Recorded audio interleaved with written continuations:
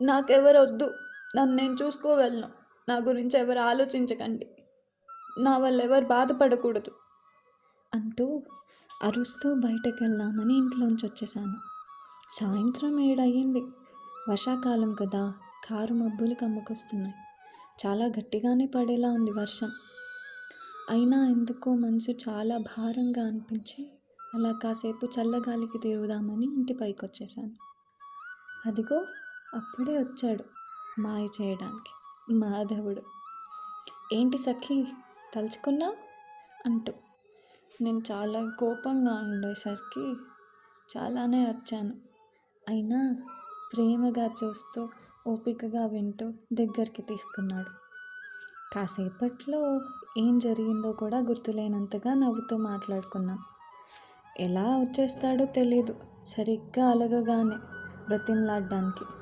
తలుచుకోవడమే ఆలస్యం.